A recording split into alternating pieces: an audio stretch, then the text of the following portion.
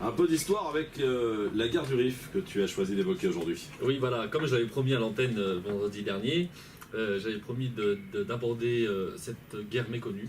Alors, peu de personnes connaissent cette guerre qui s'est déroulée dans le nord du Maroc, une région amazigh. Il est regrettable de voir que cette guerre est inconnue, y compris dans les milieux de l'immigration. Bon, moi j'avoue que je connais bien le Rif parce qu'il me tient à cœur, j'y suis éternellement attaché, comme dirait un certain Manuel Valls. Mais pourquoi est-il fondamental pour nous tous de connaître cette partie de l'histoire, de notre histoire? Le Rif a été colonisé par l'Espagne, contrairement au reste du royaume marocain, qui a été lui colonisé par la France. La guerre du Rif va durer de 1921 à 1926. Elle sera menée par la figure charismatique d'Abdelkrim el-Khattabi. Le lion du Rif, comme on appelle el-Khattabi, va fédérer toutes les tribus amazighes du Rif. Une unité sans précédent dans cette région montagneuse, car le colonisateur espagnol avait réussi à pénétrer cette région en jouant des rivalités entre tribus. Abdelkrim el-Khattabi va proclamer, je cite, « Nous considérons que nous avons le droit, comme toute autre nation, de posséder notre territoire, et nous considérons que le parti colonial espagnol a usurpé et violé nos droits, sans que sa prétention à faire de notre gouvernement rifin un protectorat ne soit fondée. Nous voulons nous gouverner par nous-mêmes et préserver entiers nos droits indiscutables. » Abdelkrim va proclamer la République du Rif, ce qui aura un retentissement considérable pour tous les colonisés du monde. Pour les colonisateurs, il n'y a pas d'autre option que l'écrasement. Cette république est un affront et la libération des Rifins peut devenir contagieuse à toute l'Afrique. L'Espagne va mettre toutes ses forces dans la guerre, mais l'armée espagnole sera écrasée par les troupes d'Abdelkrim à la bataille d'Anoual, qui deviendra une référence de la guérilla pour tous les mouvements anticoloniaux dans le monde. Alors même que les Rifins seront en infériorité numérique et en armes, Abdelkrim el-Khattabi va se révéler être un redoutable tacticien. Les Espagnols vont perdre jusqu'à 12 000 hommes dans cette seule bataille. Les montagnes du Rif seront débarrassées durant cette période de toute présence espagnole, de toute présence coloniale.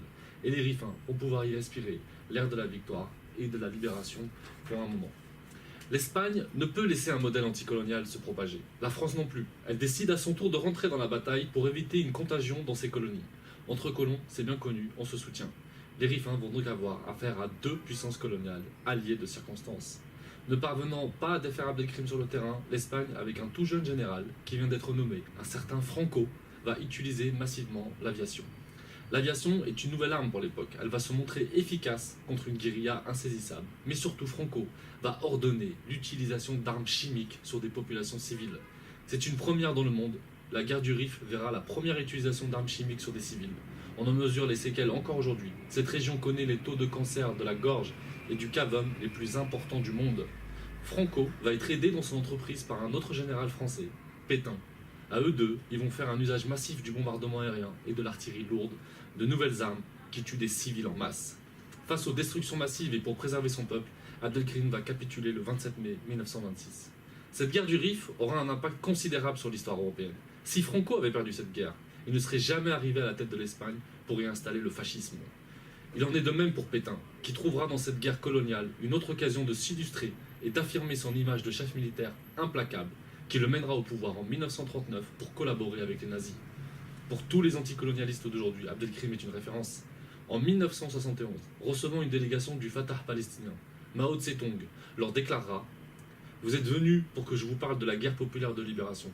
Alors que dans votre histoire récente, il y a Abdelkrim, qui est une des principales sources desquelles j'ai appris ce qu'est la guerre populaire de libération. Pourquoi donc avez-vous fait tout ce chemin alors que vous avez le maître, Abdelkrim ?